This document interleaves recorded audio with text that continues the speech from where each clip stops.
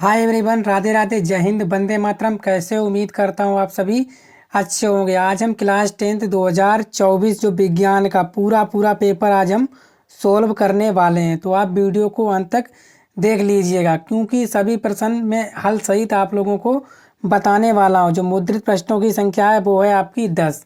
ठीक है, ये आपका 931 और 801 DB में सेट्स का आया हुआ है। यहाँ पे आपको अनुक्रमांक डालना है और अपना नाम डालना है। 100% यही आपको पेपर एग्जाम में देखने को मिलेगा। मैं पूरा पेपर आपको सोल्यूशन करके बताने वाला हूँ और आपको किस तरह से बोर्ड एग्जाम में लिखना है वो भी मैं आपको बताने वाला हूँ। तो समय है आपके पास 3 घंटे 15 मिनट का और पूर्णांक है आपका 70 नंबर का। यहीं से आपको पूरा देखने को मिलने वाला है। तो चलिए शुरुआत करते हैं आज के महत्वपूर्ण सेशन की।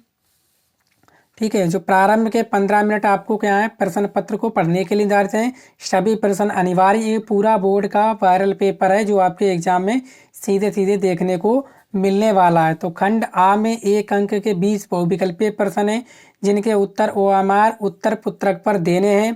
खंड आ के प्रत्येक प्रश्न का उत्तर निर्देश पढ़कर केवल प्रदत्त OMR उत्तर पत्रक पर ही दें। OMR उत्तर पत्रक पर उत्तर देने के पश्चात उसे नहीं काटें तथा इरेजर अथवा वार्डन का प्रयोग ना करें। प्रश्न एक अंक उसके सम्मुख अंकित हैं। ठीक है, खंड बा में 50 अंक के आपके वर्णनात्मक प्रश्न हैं।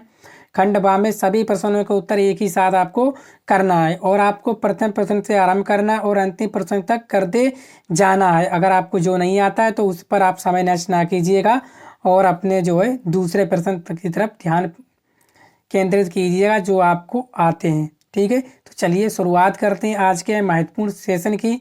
पूरा वायरल पेपर है। आप वीडियो को शेयर कर दें और चैनल पर पहली बार आए तो चैनल को सब्सक्राइब भी कर लीजिएगा। आपको पता चल जाएगा कंटेंट में जो है कितना दम है। चलिए पहले प्रश्न की तरफ हम लोग चलते हैं। बिल्कुल वायरल पेपर है आपका ये।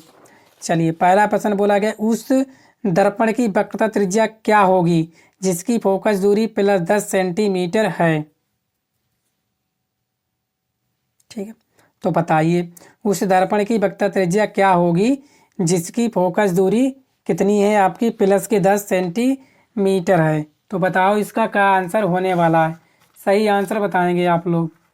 ठीक है, तो आप सभी आंसर कर रहे हो कि क्या होगा। देखो आप सभी जानते हो जो फोकस दूरी और वक्रता त्रिज्या में संबंध क्या होता है। तो गुरुजी हम जानते हैं क्या होता है आपका।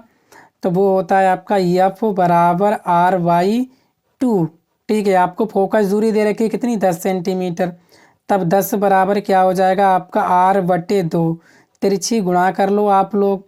R बराबर कितना हो जाएगा, R बराबर हो जाएगा 2 × 10 बराबर कितना हो जाएगा 20 सेंटीमीटर। तो ऑप्शन नंबर कौन सा है, ऑप्शन नंबर सी आपका सही आंसर है। ठीक है, कितना हो जाएगा 20 सेंटीमीटर। बिल्कुल हल करके मैं बताऊंगा, एक भी प्रश्न आपका इससे बाहर नहीं जाएगा। आगे दूसरा, प्रकाश के किस रंग का प्रकीर्णन सबसे कम होता है, नीला, हरा, लाल, बैंगनी। तो याद रखना प्रकाश के किस रंग का प्रकीर्णन सबसे कम होता है, तो वो होता है आपका लाल रंग का। ठीक है, लाल रंग का प्रकीर्णन क्या होता है आपका सबसे कम होता है। तो गुरुजी ये भी बता दीजिए प्रकाश के प्रकीर्णन सबसे अधिक किस में होता है। सबसे कम तो सर आपने बता दिया किस में होता है, लाल में। तो सबसे अधिक होता है किस में, आपका बैंगनी में। ठीक है, याद कर लेना आप लोग क्या, सबसे अधिक प्रकीर्णन यहाँ लिख दे रहा हूँ, याद कर लेना। इसकी आपको PDF में मिल जाएगी। ठीक है, PDF चाहिए तो आपका जो लिंक है डिस्क्रिप्शन में मिल जाएगा इस नंबर पे। ठीक है, बिल्कुल आपको अच्छे से 100% के साथ तैयारी कराई जाएगी। ठीक है, क्लियर। इसके बाद विद्युत शक्ति का मात्रक है वोल्ट, वाट, एम्पियर, ओम। तो आप सभी जानते हो जो विद्युत शक्ति P होती है, P बराबर क्या होता है आपका W/T। कार्य करने की दर आपकी क्या कहलाती है, शक्ति कहलाती है। इसका मात्रक होता है आपका क्या, वाट। क्या होता है दोस्तों, वाट होता है। ऑप्शन नंबर बी इसका क्लियर आंसर है। तो ओम किसका होता है, तो नोट कर लीजिए, ओम होता है आपका किसका, प्रतिरोध का। ठीक है, सारे प्रश्न आप बना लीजिएगा एग्जाम में, इससे बाहर आपको देखने को नहीं मिलेगा। तो सर एम्पियर किसका होता है, ये होता है आपका विद्युत धारा का। किसका, विद्युत धारा का होता है। क्लियर हो गया आपको। मैं सभी विकल्प ही आपकी तैयार करा रहा हूँ। इसके बाद वोल्ट किसका होता है, तो याद रखना किसका होता है आपका विभवांतर का। पूरा प्रश्न आपके लिए है इम्पोर्टेंट। ठीक है, इसके बाद किसी चालक में 2 एम्पीयर की विद्युत धारा बह रही है। 2 सेकंड में चालक से गुजरने वाले आवेश की मात्रा, यानी कि आपसे देखो आई दे रखी है, यानी विद्युत धारा दे रखी है आपको 2 एम्पीयर, और 2 सेकंड में चालक, यानी कि जो समय दे रखा है वो दे रखा है आपको 2 सेकंड। लो समय भी दे रखा है आपको। आपसे क्या पूछे? आवेश। आवेश क्या होता है आपका? क्यू। ये आपसे पूछिए क्यू बराबर क्या होता है आपका? I T. तो क्यू बराबर क्या हो जाएगा? आई आपकी कितनी है? 2, और टी भी कितनी है? 2।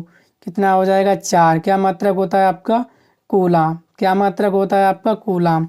कौन सा? ऑप्शन नंबर ए बिल्कुल सही आंसर है। कौन सा? 4 कूलाम। क्लियर? अच्छे समझ पा रहे हैं ना? इसके बाद चुंबकीय क्षेत्र की तीव्रता का मात्रक है।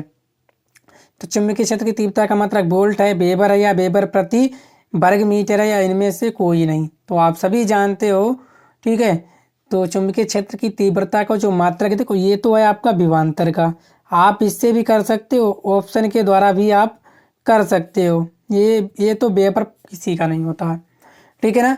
इसके बाद वर्ग पर मीटर, ये होता है वेबर प्रति वर्ग मीटर, यानी कि आप ऐसे समझ सकते हो वेबर प्रति मीटर स्क्वायर। ये बिल्कुल आपका सही आंसर है, ऑप्शन नंबर सी, ठीक है। इसके बाद निकट दृष्टि दोष से पीड़ित व्यक्ति के लिए प्रयुक्त किया जाता है उत्तल लेंस, उत्तल दर्पण, अवतल दर्पण या अवतल लेंस। तो याद रखना जो निकट दृष्टि दोष क्या होता है, इसमें आपको निकट की वस्तु साफ दिखाई देती है और दूर की वस्तु आपको स्पष्ट दिखाई नहीं देती है। इस दोष को निवारण के लिए आप अपने चश्मे में किसका प्रयोग करोगे? निकट, मतलब जिसमें ज़्यादा अक्षर उसी का प्रयोग करेंगे। आंखों में क्या लगाते हैं? लेंस, ठीक है। दर्पण मत कर देना धोखे से भी, समझ में आ गया। और दूर दृष्टि दोष के लिए क्या लगाएंगे? ये लिखेंगे हम लोग दूर दृष्टि दोष, ठीक है। एग्जाम में आता है आपका, और सभी महत्वपूर्ण प्रश्न है जो मैं आपको करा रहा हूँ। क्लियर? ठीक है, चलो कोई दिक्कत नहीं है अब, ठीक है। इसके बाद समतल दर्पण की फोकस दूरी होती है 0, अनंत 25 सेंटीमीटर या माइनस के 25 सेंटीमीटर। तो इसका जो राइट आंसर हो जाएगा वो होगा आपका अनंत। क्या हो जाएगा? अनंत। सर अनंत क्यों होती है? देखो दोस्तों, आपने एक फार्मूला पढ़ा होगा, लेंस का 1/f बराबर 1/b और -1/u। पढ़ा है ना? पढ़ा है बोलोगे जी सर। इसमें क्या होता है, समतल दर्पण में जितनी दूरी पर आपका प्रतिबिंब बनता है ना, उतनी दूरी पर आप खड़े होते हो ना, जितनी, कहने का मतलब मेरा ये है, आप जितनी दूरी पर खड़े होते हो उतनी दूरी पर आपका क्या बन जाता है? प्रतिबिंब, यानी कि b बराबर क्या हो जाता है? u। जब b बराबर आपका u हो गया, ये वाली चीज़, तब क्या हो जाएगा? b की जगह u रख दो, तो 1/u माइनस 1/u, ये कट जाते हैं, तो ये क्या हो जाता है आपका? 0 हो जाता है। जब आने का 1/f बराबर क्या हो जाता है आपका? 0, और बटा में 1 करोगे तो क्या हो जाएगा आपका? 0f बराबर 1, और यफ बराबर क्या हो जाएगा आपका? 1/0, और 1/0 क्या होता है आपका? अनंत। क्या होता है दोस्तों? अनंत। इसीलिए जो है समतल दर्पण की फोकस दूरी कैसी होती है? अनंत होती है, ठीक है। इसके बाद स्पष्ट दृष्टि की न्यूनतम दूरी, आपकी आँख स्वस्थ है तो कितना देख सकती है? ये होती है आपकी 25 सेंटीमीटर। इसे बोलते हैं हम लोग स्पष्ट दृष्टि की न्यूनतम दूरी। क्लियर? ये भी हो गया स्पष्ट दृष्टि की न्यूनतम दूरी। बस यही सब एग्जाम में आपको देखने को मिलेंगे, न्यूनतम दूरी। क्लियर हो गया ये सब? बोलोगे जी सर। सभी के लिए मैं विकल्प भी आपके लिए तैयार करा रहा हूँ, कुछ भी आ जाएगा आप आसानी से कर पाओगे। चलिए नेक्स्ट देखते हैं। ये है हमारा उपखंड खा। इसमें आपके केमिस्ट्री जो रसायन विज्ञान है उससे संबंधित प्रश्न होते हैं। हमने उपखंड का तो कर लिया, अब हम करेंगे खा। बोला गया शुद्ध जल का पीएच मान है, यह विलयन, देखो ये 1 अंक का आता है आपका एग्जाम में, ठीक है। बिल्कुल वायरल पेपर है ये। तो शुद्ध जल का पीएच मान कितना होता है तो आप सभी जानते हो। अगर अम्लीय होगा तो क्या होगा? पीएच मान 7 से कम, 7 से कम जितना भी होगा वो सब क्या होगा? अम्लीय। अगर क्षारीय होगा तब क्या होगा साथियों? तो होगा आपका 7 से अधिक। पूरा हल पेपर है ये, मैं करा रहा हूँ आपको, ऐसा ही एग्जाम में देखने को मिलेगा। तो आप सभी जानते हो शुद्ध जल का पीएच मान कितना होता है आपका? उदासीन विलयन है। अगर शुद्ध जल का पीएच मान कितना है? 7 है। कितना है ये? 7 लिखा है, ठीक है। 7 है, ये विलयन है, तो कैसा होगा आपका? उदासीन। ठीक है, क्लियर हो गया? यहाँ पे 7 होना चाहिए, कोई दिक्कत नहीं, टाइपिंग में मिस्टेक हो गई। चलिए इसके बाद नमा, निम्नलिखित में से कौन सी धातु अम्ल से हाइड्रोजन विस्थापित नहीं करती है? Fe, Zn, Mg या कॉपर? देखो लोहा, जिंक, कॉपर, मैग्नीशियम। ठीक है, समझ में आ गया। देखो मैं इसके प्रतीक भी आपको बताता चलता हूँ साथ में। ये है जिंक और ये क्या है आपकी मैग्नीशियम। क्या है? मैग्नीशियम। इसके बाद ये क्या है आपका कॉपर। ठीक है, ये क्या है आपका आयरन बोल दो या बोल दो आप लोग लोहा। ठीक है, ये आयरन है या लोहा। क्लियर? तो आप सभी जानते हो विद्युत सक्रियता श्रेणी में जो कॉपर का स्थान है वो हाइड्रोजन से क्या है? नीचे है। इसीलिए कॉपर जो है विस्थापित नहीं कर पाती है किसको? हाइड्रोजन को। क्लियर हो गया? चलिए, इसके बाद एसिटिक अम्ल का आयुपेशी नाम है। ठीक है, आयुपेशी नाम क्या है? एसिटिक अम्ल का। International union pure applied chemistry. International union pure and applied chemistry, ये फुल फॉर्म होती है इसकी। एसिटिक अम्ल का सूत्र क्या होता है? तो वो होता है आपका CH3COOH। ये होता है, देखो एक कार्बन दो कार्बन, दो कार्बन वाले को क्या बोलते हैं? मैथ। नहीं, एक कार्बन वाले को आप लोग क्या बोलते हो? मैथ। दो वाले को क्या बोलोगे? एथ। ठीक है, जहाँ COOH ग्रुप लगा है उसके लिए क्या बोलते हो आप लोग? ओइक अम्ल। क्या बोलते हो? ओइक अम्ल। क्लियर हो गया? देखो ये है आपका CH3, तो एक कार्बन दो कार्बन वाले क्या बोलेंगे? एथ। क्या बोलेंगे हम लोग? एथ। अब याद रखना इनके बीच सिंगल बांध है तभी क्या हो जाएगा? एथेन। और COOH का क्या हो जाएगा? ओइक अम्ल। क्या हो जाएगा आपका? ओइक अम्ल। क्लियर हो गया? तो ये हो गया आपका एथेनोइक अम्ल। Option number B clear answer हो गया। अगर आपसे संरचना सूत्र बनवाए इसका तो देखो एक कार्बन और दो कार्बन, दो कार्बन के मध्य सिंगल बॉन्ड है और क्या है आपका? इधर लगा दे ओ, इधर लगा दो ओ, इधर लगा दो H और इधर लगा दो 3H। क्लियर हो गया? क्लियर हुआ नहीं हुआ? यहाँ लगा दो आप एक, क्या हो गया? पूरा हो गया ना। देखो 4H हैं, 4H पूरे हो गए। क्लियर हो गया? ऐसे करके संरचना सूत्र भी बना सकते हो। कौन सा कार्बनिक यौगिक असंतृप्त यौगिक है? संतृप्त असंतृप्त पे अंतर समझ लीजिए। देखो जो आपका संतृप्त होगा दोस्तों, क्या जो आपका संतृप्त होगा उसमें केवल कार्बन और कार्बन के मध्य क्या होगा? एक बंध होगा। असंतृप्त होगा तो कार्बन कार्बन के मध्य आपके डबल बंध होंगे। और क्या हो सकता है? असंतृप्त होगा तो कार्बन कार्बन के मध्य ट्रिपल बॉन्ड। तो ये होते हैं आपके कैसे? असंतृप्त। ठीक है, कैसे होते हैं? असंतृप्त। जिनमें डबल बॉन्डो और ट्रिपल बॉन्डो वो होते हैं आपके असंतृप्त। तो यहाँ पे देखो एथेन सिंगल बॉन्ड है, मेथेन सिंगल बॉन्ड है।